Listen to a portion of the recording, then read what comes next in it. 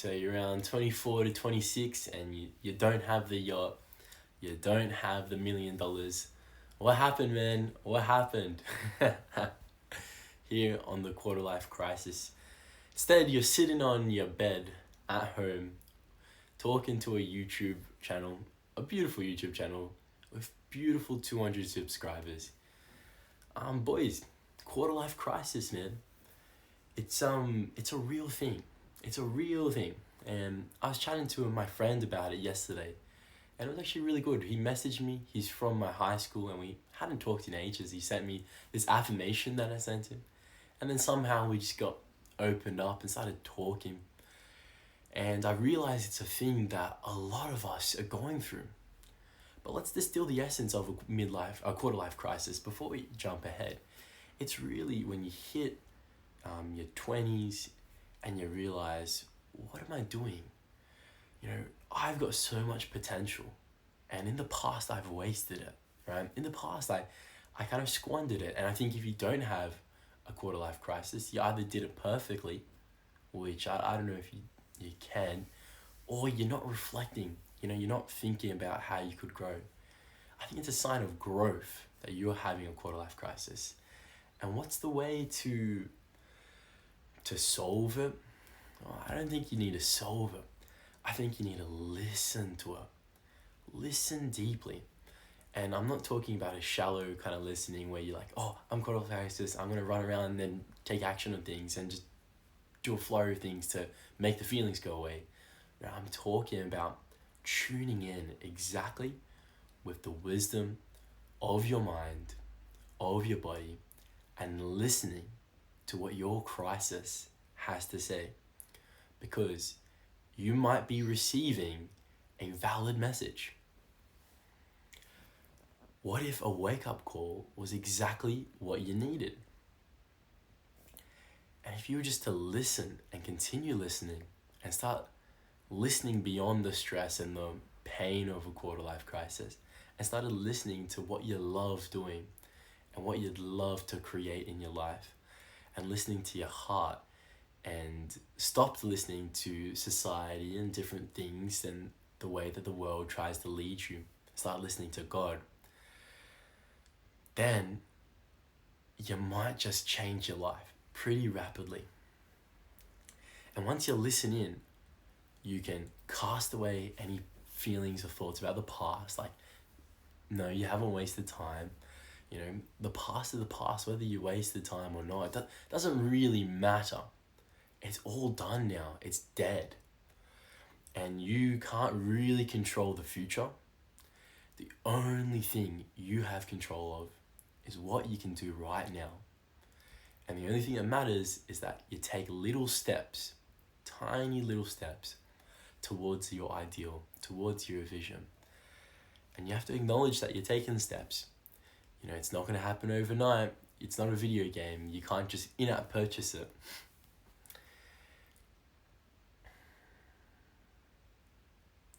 It's a profound opportunity to tune in.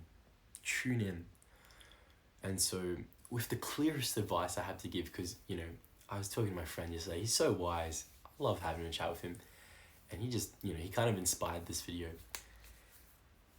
He said that when we're giving advice or solving problems for others or giving advice to others, we give it so perfectly, but when it comes to ourselves, we get so much brain fog. So here I am giving my advice to you, which is really just giving advice to myself. And that's why I always advocate for starting a YouTube channel, because it's like giving advice perfectly for yourself and sharing it with others. But what I would say is that you need to find a way to tune out all the pain or the problems and the drama of your mind and your life and go with him. Go to God. Go to the source and summit of life itself. And you listen deeply with him. And you listen for your desires, that your hankerings that God's bringing up to you, right? A calling, a feeling. You tune in so deeply, and then you take little steps towards that. little brave steps, and you become more and more courageous each and every day.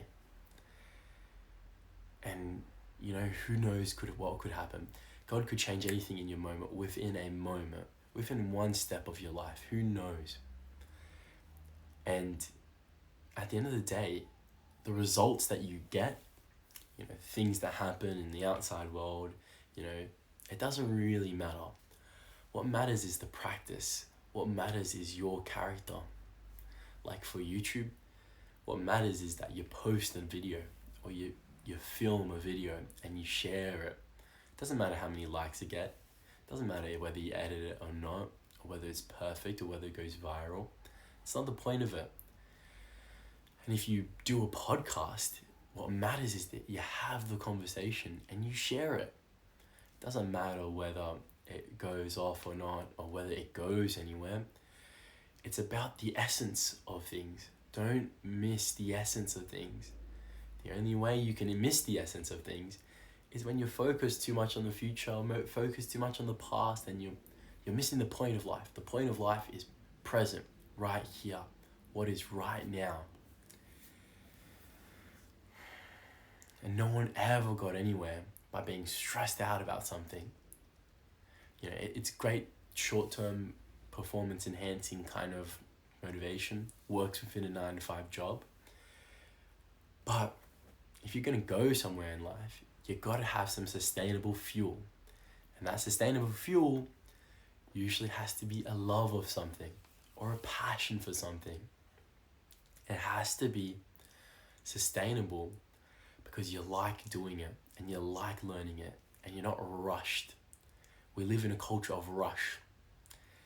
And what's totally countercultural is the process of learning and patience. And here's the thing as well. If you're not in the right circumstances and the right scenario, do not fret. Do not fret. My coach, John, he said to me, I told him, I don't feel like I'm in the right place, and I'm learning, I don't feel like I'm learning significant skills.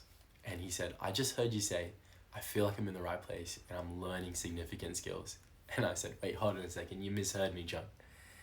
And he said, no, I heard you, but this is what I heard. And it just kind of lit me up, because I realized that the way that we frame our lives also determines our confidence and what we create in our lives anyway. By framing it up as I am learning significant skills and I am in the right place, I feel more confident. I stop fretting about in life, and I start learning deeper, because I feel like I'm learning for my own skills and my own way of being. And so the final point is to trust deeply in God. Trust deeply in God and spend time with God. If you were to just do two things, spend time with God, be connected with God, and then take actions on the promptings that God gives you. And that comes in simple desires. A simple desire to post a video, a simple desire to invite someone on the podcast, a simple desire to ask a particular girl out. That's enough. That's enough to guide your life. Prayer and action. And prayer covers it all, man. It covers it all. You just reflect, and you be aware, and you be conscious, and you bring it to God. You lay it at Christ's feet, and it's transformed. Grace will take you, and bring your intentions and your desires to God. Don't forget to do that. If you remember to do that, God will change and move your life. Okay? Much love. God bless you. I'm praying for you. Jacob, out.